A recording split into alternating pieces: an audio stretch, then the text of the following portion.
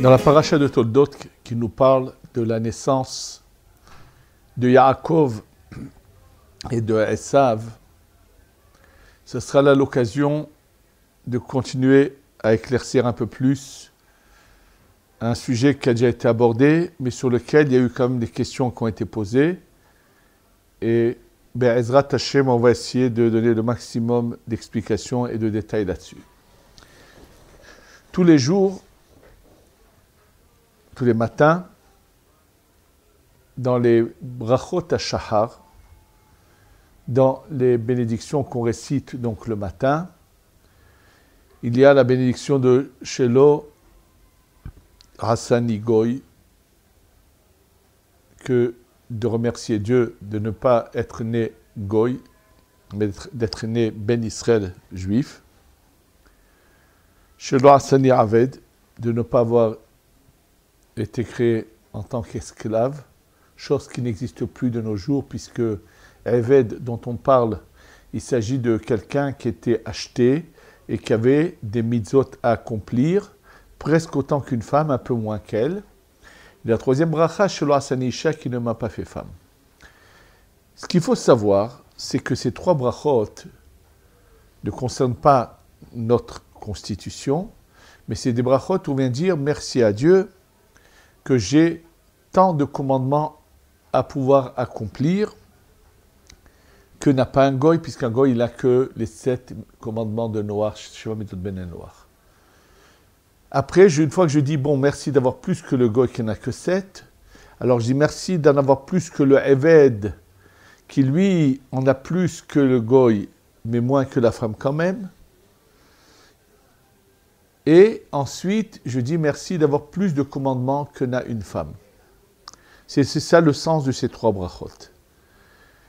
Et la question que tous se devraient se poser, c'est que ces brachot-là, on devrait les faire uniquement, l'enfant devrait les faire quand il devient bar mitzvah, à ses 13 ans, lorsqu'il commence à être engagé, à devoir accomplir les mitzvot, les commandements de Dieu, comme un adulte. Et c'est à ce moment-là uniquement qu'il aurait dû dire, bon, merci mon Dieu que tu m'as donné tant de commandements, c'est tout. Pourquoi tous les matins sont récités ces brachot? La question, bien sûr, a déjà été posée par plusieurs grands sages des différentes époques. Et on va revenir sur ce que le Rabbeinu Yosef Haïm le Ben Ish Chai a écrit dans son livre Torah Lishma, où il pose la question, on va tout de suite voir sa réponse. Juste encore une question, c'est quand on parle de Malbish Arumim, que Dieu revêtit les gens qui sont nus. Et qu'est-ce que ça veut dire que Dieu revêtit ceux qui sont nus? La personne, avant de dormir, c'est vrai, il se dénudait entièrement pour dormir, et il se lève le matin, et elle a un vêtement à côté d'elle. Alors, soit elle a la possibilité de le vêtir, ou bien si elle n'a pas tous ses sens, elle va marcher nue dans la maison. Alors, que veut dire Malbish Arumim, que Dieu vêtit les nus, ceux qui sont nus? Et juste à côté de ce bracha, il y a Anoten, la Ya'ef Koach, qui donne de la force à ceux qui sont fatigués. Or, ces brachot-là, les brachot ha-shahar, si quelqu'un est parti, par exemple, dormir avant Hatzot, en Eretz Israël, Hatzot actuellement, c'est à peu près 11h30 le soir, quelqu'un est parti dormir de 10h à 11h30, et à 11h30, il se réveille, c'est Hatzot, selon les Mekoubalim, à l'instant où il s'est levé à Hatzot, il va faire toutes les brachot ha-shahar. Et croyez-moi que s'il a dormi que de 10h à 11h30, il doit être encore fatigué. Simplement, il se lève, il fait les brachot ha-shahar, il fait tikkun Hatzot, et il va de nouveau dormir. Ce qui n'est pas de problème du tout. Comme dit le Rashash, simplement en faisant l'effort de se lever avant le lever du jour, pour relier la nuit et le jour par des livrets de Torah. Comment peut-on dire Anoten la Ya'ef Koach, que Dieu donne de la force à celui qui est fatigué, si la personne est encore fatiguée, n'a pas assez dormi. Donc c'est clair qu'il ne s'agit pas de donner de la force à un fatigué comme on le comprend, mais c'est un sens plus profond. Et on va aller tout de suite, après qu'on aura répondu à la première question, on va enchaîner sur ce sujet-là. Le Ben Ish Chai ramène les paroles du Harizal qui expliquent que toutes les nuits, quand nous allons dormir, en fait, nous avons en nous, l'âme que nous avons est composée de 5 parties. Ce qu'on appelle le Nefesh, Ruach, Neshama, Haya, Yehida. Et on va expliquer. Le Nefesh réside essentiellement dans le foie. Le Ruach dans le cœur, la Neshama dans la tête, et Haya Yehida, ce sont des lumières qu'on appelle Mekifim, qui sont en dehors de notre corps, mais qui éclairent notre corps. La Haya nous l'éclaire complètement de partout autour de nous, et la Yehida qui est plus haute, de loin, elle envoie sa lumière. C'est-à-dire que l'âme d'un individu est composée de ces 5 niveaux. Quand la personne va dormir, tout se déplace d'un cran. Le Nefesh qui est dans le foie va monter vers le cœur. Le Ruach qui est dans le cœur va monter vers la tête. Et la Neshama va sortir de la tête. Simplement, au moment où elle sort, à ce moment-là, elle se trouve la nuit où c'est la force du mal qui domine. Elle est un peu dans un problème. Bien sûr, celui qui est une grande sainteté, qui fait attention à sa conduite, alors ce Neshama monte très haut et pourra même lui faire passer des messages. Et c'est pour ça qu'il y a des gens qui rêvent des choses précises qui vont se passer, qui les voient. Ça peut être en général grâce à leur sainteté ou ça peut être pour d'autres raisons. Mais ce qui peut être aussi possible, c'est que tout d'un coup, au moment où cette Neshama sort de la tête de l'individu, elle soit prisonnière des forces du mal suite à une faute qu'a commis la personne avant d'aller dormir dans la journée. Et cette Neshama va être prise comme prisonnière. Et dans ce cas, la personne risque de ne pas pouvoir se réveiller le matin. On va trouver un mort dans son lit. Et dans grand nombre de cas, qu'est-ce que fait Dieu? Il envoie une autre âme chez cette personne. Et nous donne l'exemple Ben Ish Chai, pas lui, c'est le Rabbeinu Harizal qui dit l'exemple de Yohanan Kohen Gadol. Ce fameux Kohen Gadol qui tout d'un coup un matin se lève et il devient un renégat. Chose qui paraît choquant, surprenant. Comment quelqu'un la veille était encore un bon juif et le lendemain il se lève complètement une autre personne. Et ce qui s'est passé avec Yohanan Kohen Gadol, c'est passé souvent dans l'histoire chez des individus. Il nous arrive des fois de connaître des gens qui étaient de bons juifs, qui pratiquaient tout, et puis un matin ils se lèvent et on les voit tout d'un coup tout rejeter. Mais comment des gens peuvent changer de compréhension, d'idéologie en une nuit? Oui, puis c'est plus la même personne. Une autre âme rentre en eux et c'est pour ça qu'ils sont plus capables de parler de la même manière que la veille ils parlaient. Tout d'un coup, on va entendre des propos complètement autres de ceux de la veille. Ça, c'est un cas qui peut arriver. Donc, lorsque quelqu'un... Alors, que se passe-t-il? Quel genre d'âme on peut donner à cette personne dont l'âme a été faite prisonnière pendant la nuit? Alors, Dieu peut lui donner une âme de Goy, une âme de Eved ou une âme de femme. Oui, il peut se lever le lendemain, n'être plus du tout la même personne. Et même dans son attitude, avoir des manières tellement différentes de ce qu'il était. Parce qu'il peut avoir une des âmes de ces trois niveaux-là. Quand quelqu'un se réveille le matin et qu'il sent la même attache à Dieu, la même conviction, la même émouna, la même croyance, il n'y a rien qui a foncièrement changé chez lui, même s'il n'est pas exactement au niveau d'hier. Donc, ça veut dire qu'on n'a pas fait son âme prisonnière, on ne lui a pas donné une autre âme, il est resté le même personnage.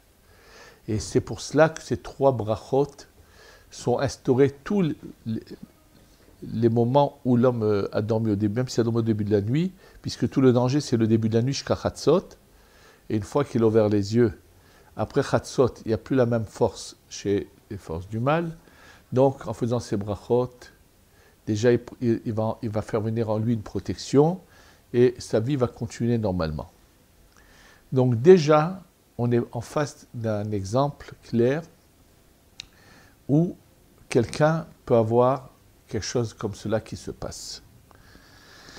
Bien sûr, ce qui est choquant, c'est pourquoi Yochanan Kohen Gadol, non seulement qu'il se lève un matin, il n'est plus la même personne, mais tout ce qu'il aura accumulé toute sa vie comme Torah et Mitzvot, il les perd en un instant, et vont aller chez quelqu'un d'autre, comme on l'a déjà dit dans un cours, qui fait tchouva juste avant de mourir. Ça aussi, ça nécessite d'être expliqué. Maintenant, pour comprendre cela, on va revenir à la deuxième question qui a été posée. Ce qu'il faut savoir, c'est qu'à la naissance, chacun en naissant reçoit une âme, mais il faut savoir que l'âme de chacun est composée de bonnes parcelles et de mauvaises parcelles. C'est-à-dire que il y a en chacun des bons éléments et des mauvais éléments. Pourquoi, à la naissance, quelqu'un vient comme ça? On pourrait se poser la même question. Pourquoi Yaakov et Esav? Puisqu'on voit qu'il y a une tendance, pas seulement à la naissance, déjà dans la grossesse de la mère, on voit qu'il y a déjà une tendance. On voit que déjà, Esav montre ce qu'il veut être. Et pourtant, on va voir que dans une de ces réincarnations, dans un de ces Gilgulim, il va avoir la chance de changer. Yaakov et Esav reviennent en Gilgul chez Rabbeinu Akadosh et Antoninus. Et là, Antoninus va complètement changer en bien. Bien sûr, pour comprendre tout cela, il faut revenir à un passage mentionné dans le début de la Torah. Quand la Torah nous dit « Vehaaretz hayeta tohu vavohu », en fait, on nous parle, pourquoi la Torah a besoin de nous dire « Vehaaretz », la terre était tohu bohu avant. Quel est le message? Qu'est-ce qui est caché derrière ces paroles de « Vehaaretz hayeta tohu vavohu » ? Ça, c'est ce que, bien sûr, essentiellement, la Kabbalah vient nous révéler. Simplement, même en étudiant la Gemara, le Chasse, on peut déjà avoir des indications. La Gemara dans Chagiga qui nous parle de 974 générations qui sont des Rechaim. Pourquoi 974 ? Parce qu'après combien de générations que Adam Arishon descend sur terre, la Torah est donnée? Après 26 générations. Et après ces 26 générations, va naître le peuple juif et la Torah est donnée. 974 et 26, ça fait 1000. Et on nous dit que ces 974, ce sont des Rechaim qui vont venir à différentes périodes de ces 6000 ans que doit durer ce cycle dans lequel nous sommes. La Gemara nous dit par ailleurs, Ra Kadosh Baruch Hu Shatzadikim Mu'atim et Shitelan Be'dor Vador. Akadosh Baruch Hu a vu que les tzadikim sont peu nombreux, il les met, il va les disperser dans toutes les générations. Alors il y en a qui vont vous dire que ça veut dire que Dieu a vu, il a vu ce qui va se passer. Non, c'est pas ça. Ce qu'il faut savoir, c'est qu'au départ de cette période de Tohu Bohu dont la Torah nous parle, c'est toute une période que nous aurions des difficultés à situer dans le temps. Simplement, pour pas que soit commise l'erreur de certains kabbalistes antérieurs au Harizal qui avaient une transmission mais qui a des fois été mal interprétée, qui pensaient que la Torah parle de la Shemitah précédente, du cycle précédent. Et là vient le Harizal dit non, il ne s'agit pas du cycle précédent, mais il s'agit de la préparation de ce cycle. Et pour justement qu'il n'y ait pas cette erreur, un des élèves du Rashash a mis par écrit apparemment des propos qu'il a entendus du Rashash, et ils ont écrit une date pour justement que cette erreur ne soit pas de nouveau faite. Et comme quand on parle de la création de Bereshit, si on devait donner une date, ça correspondrait au 25 Elul, bien que nous ne comptons pas ces jours-là dans notre calendrier commence à partir du vendredi où l'homme, pas seulement qui a été créé, mais aussi où l'homme dégringole et descend sur terre. C'est uniquement à ce moment-là que commence le temps de nos calendriers. Tout le temps que Adam Arishon n'est pas là, le calendrier n'existe pas, puisque le temps tel qu'il est conçu, c'est seulement au niveau de la matière dans laquelle nous vivons. Dans l'atmosphère dans laquelle se trouve Adam Arishon, la conception du temps est totalement différente. Et donc, c'est ce qui explique les paroles du Zohar qui nous racontent que lorsque Adam Arishon était au Gan Eden, que Dieu d'abord lui a enseigné, lui a fait enseigner des secrets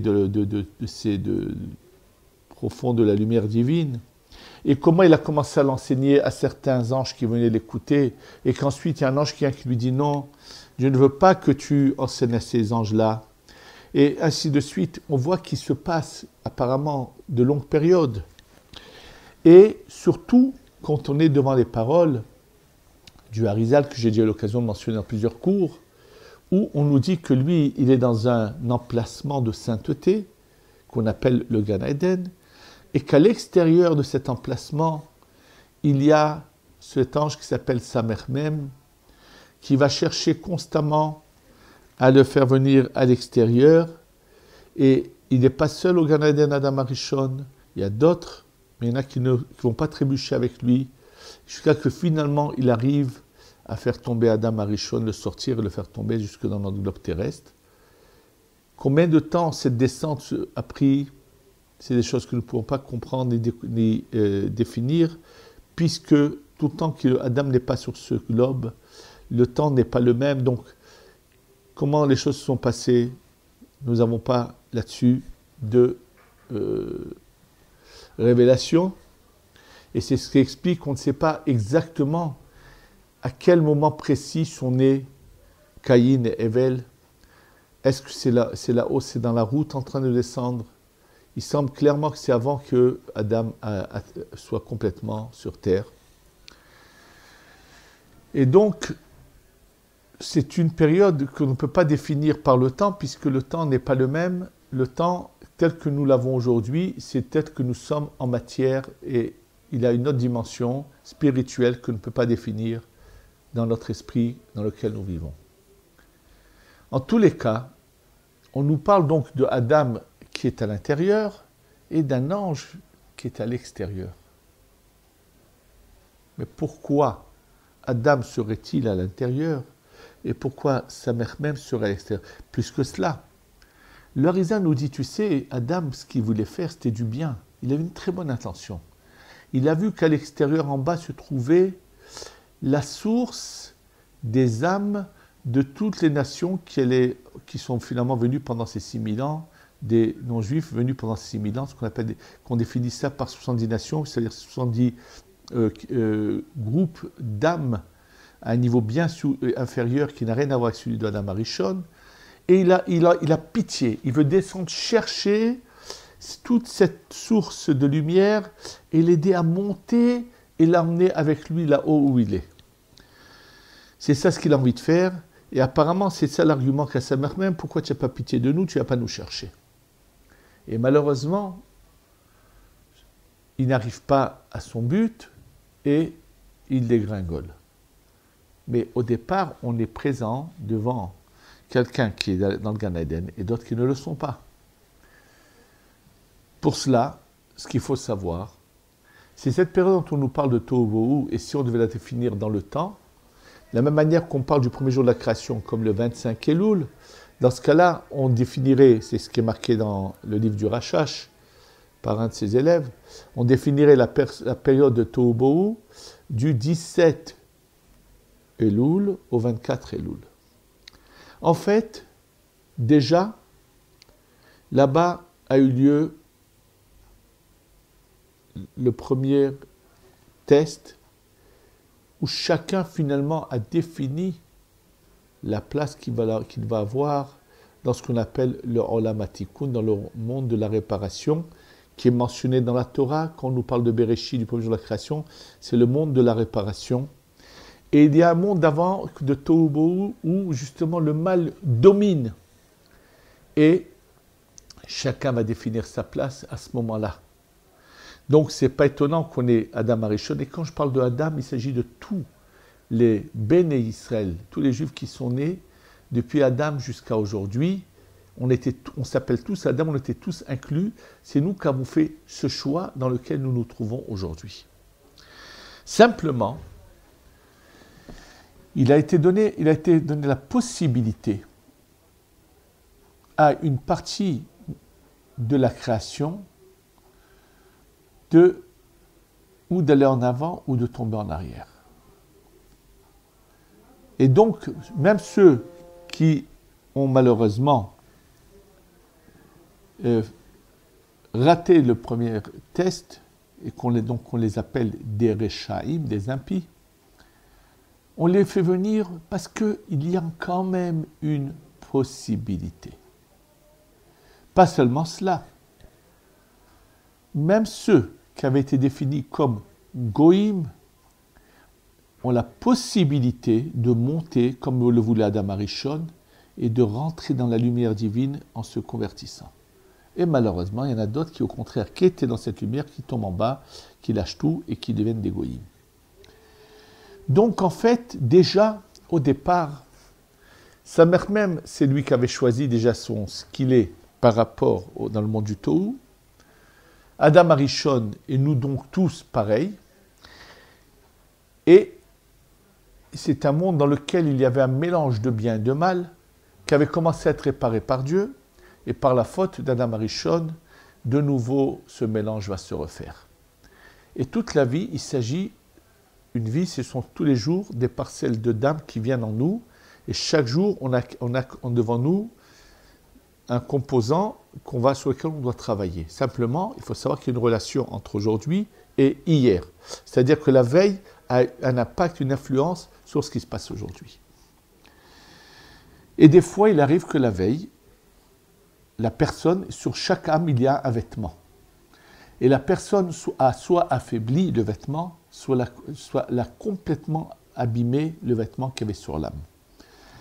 Chaque matin, quand on se réveille, la partie de notre âme qui vient en nous, Dieu l'a revêtie d'un vêtement, et ce qui a été affaibli la veille par rapport à cette partie qui vient aujourd'hui est renforcé pour nous donner une chance de commencer un nouveau jour avec une chance de réussir. Et c'est par rapport à cela qu'ont été instaurées ces deux brachot de Anoten la Yaef Kohar, qui donne de la force aux faibles, ça veut dire à ceux qui ont affaibli la veille par leur faute, leur âme, le vêtement de l'âme, pas l'âme, pardon, et Malbish Arumim, qui recouvre ceux qui sont nus, c'est-à-dire qu'on la veille par des fautes, enlever un vêtement à leur âme, on leur redonne. Une âme, un vêtement, on les aide de nouveau. Maintenant, pendant la journée, dans les aliments que nous consommons, il y a du bon, il y a des aliments où il n'y a que du mauvais, et il y a des aliments qui peuvent avoir un impact néfaste sur nous. Le bon, c'est tout ce qui est toléré par la Torah, et naturellement, il n'y a pas que du bon, mais quand nous récitons la bracha, et surtout celui qui sait la faire avec la kavana, on va donc séparer, repousser tous les éléments négatifs de cet aliment que nous allons consommer et prendre le bon. Ce qu'il faut savoir, c'est que tout aliment qui est nocif, qui n'est pas bon pour notre corps, sachez qu'il a aussi le pouvoir de faire du mal à notre âme. Pourquoi également la personne ne doit pas se forcer à manger quelque chose qui la dégoûte? Parce que tout ce qui la repousse, c'est que ça ne concerne pas son âme. Et bien sûr, quand on est attiré vers quelque chose, il faut savoir que tout doit se faire avec une mesure et en respectant les lois de notre corps, on va que mieux faire passer les parcelles de lumière de ces aliments à notre âme de manière positive, sans faire de tort à notre âme. Quand on parle de Esav, il est le Gilgoul de ce Samer même qui a fait chuter Adam Arishon. C'est vrai qu'il a, chez lui, il a une force mauvaise qui est très forte, qui se manifeste déjà dans le ventre de sa mère, puisqu'il y a déjà un antécédent. Mais il revient parce qu'il a une chance de changer. Et ces chances-là, il va en avoir plusieurs. Il naît chez un Yitzhak qui va lui donner toute l'éducation nécessaire. Finalement, Yitzhak, comme on l'a expliqué dans un des cours, veut l'aider en lui apporter du gibier, veut l'aider. Il ne saura pas prendre toutes ces chances qui lui sont données. Et malheureusement, il va rater cette vie dans laquelle il a vécu.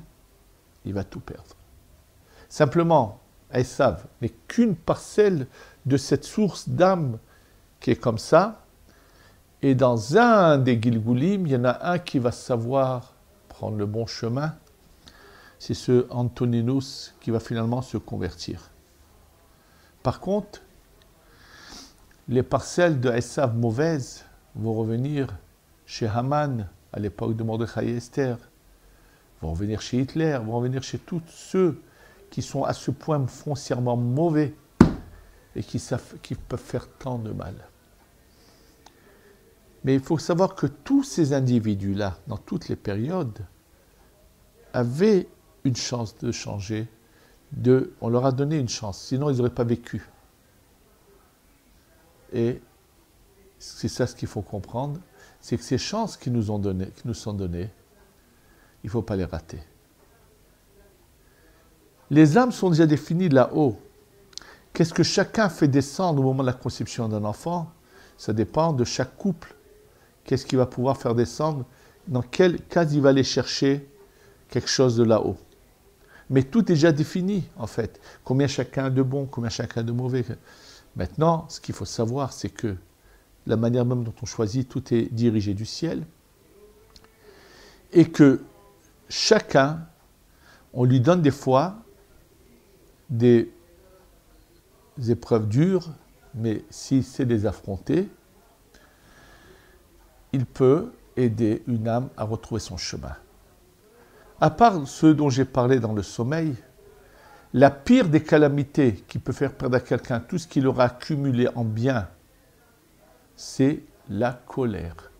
Celui qui se rend dans des colères, c'est un pauvre malheureux parce que tout ce qu'il peut accumuler comme Torah mitzvot et que l'âme de côté pur domine en lui, peut par la colère en un instant s'en aller et faire entrer en lui les parcelles de sa mère même.